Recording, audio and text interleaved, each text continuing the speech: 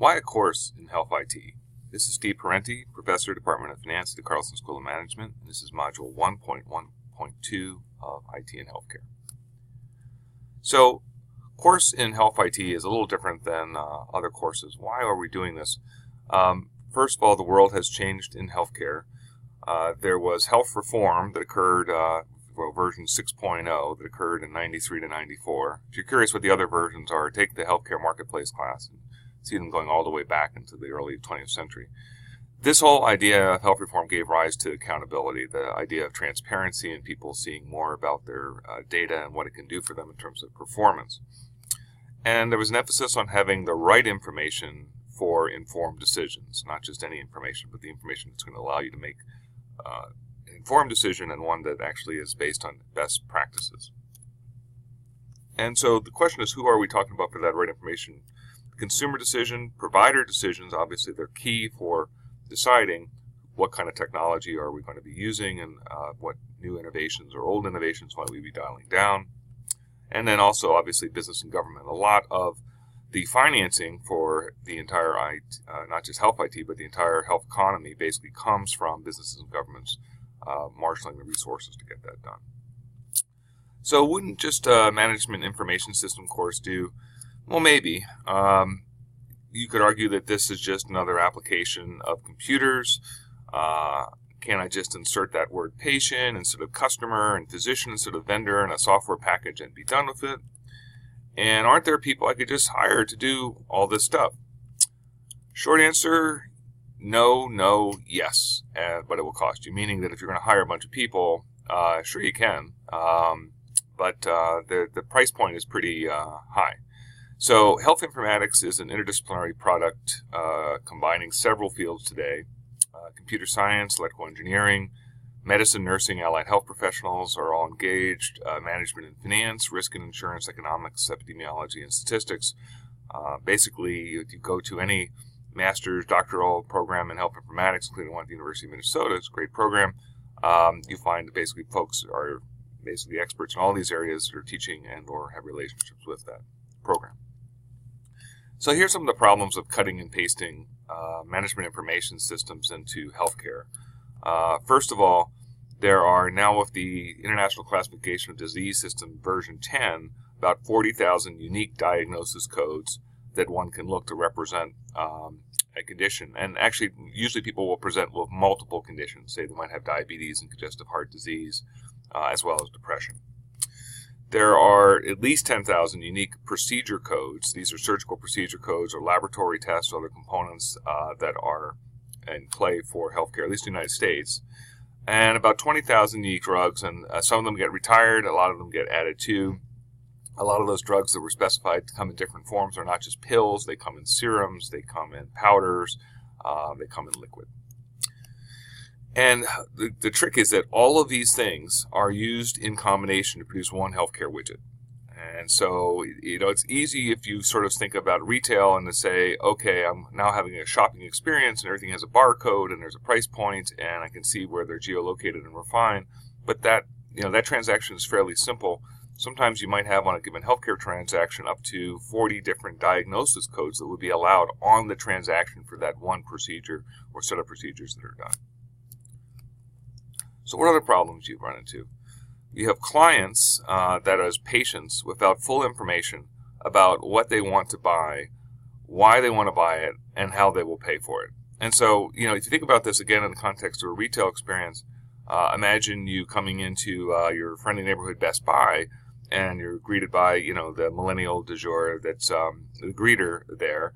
And, I'm very fond of millennials. My children are, at least near millennials or post-millennials. At least two of them are, and one's, I guess, a millennial. In any case, they're greeted and they're like, hey, how can I help you? And your response could be like, looking to buy something. So that's a good start. And it's like, well, what do you want? It's like, well, I really don't know. Well, how much are you going to pay? I'm not really sure how much. Well, how do you know when it's what you want? It's like, not sure. That's kind of unfortunately where patients are when they come in. Even if they're conscious, they come in, they're like, I hurt, and I'm not sure what this is going to cost me, and I really want to be made better. And so another issue is that you have providers, as physicians, hospitals, and such, they're at the top of the social and political spectrum, and are able to craft products specific to each client. That's a pretty unique scenario, quite honestly, and you don't find it very often. You typically have, and again, in the retail environment, there's a product with a barcode, you scan it, you buy it, you walk out. It's not like you're going to the back in the nerdery or someplace in Best Buy where essentially they're literally going to fabricate your TV together for you right there. Granted, car stereos, sort of that happens, but that's the rare exception. Generally, everything is boxed. Healthcare is not easily boxed, except when it comes to pharmacy. So you want to just buy a health MIS from another vendor. Here's some questions you need to consider. How do you know what you're buying? How will you know one important feature for $1 million from another important feature that could be maybe $10,000? How long will that technology meet your needs? You'd be surprised how many people dump literally tens of millions of dollars in a given hospital for a medical technology IT system, and it's only good for 2 or 3 years before they basically switch it out for something else. And then what are the indirect costs of transitioning to a new system? And we'll talk later in the class about what we mean by indirect costs, but most of it's labor costs. Getting people to learn about the system, transition the system. There's also the issue of you have less time to see patients, so you have less time to make revenue if that's what you're doing in healthcare, or do research. So that is a major cost as well.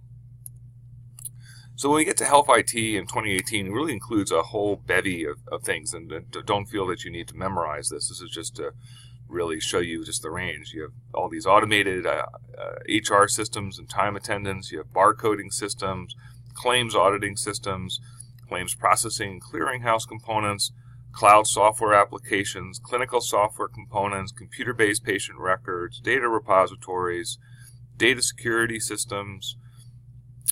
You have decision support applications. You have digital dictation transcription systems. If you notice, these are alphabetical, if you're wondering. So we're just in the D's.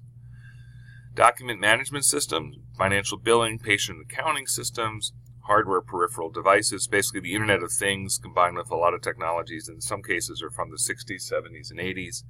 Home health software, interface engines for integration tools for developing new software applications, internet or e-commerce applications, laboratory information systems, meaningful use criteria vendors, meaningful use being a requirement now for U.S.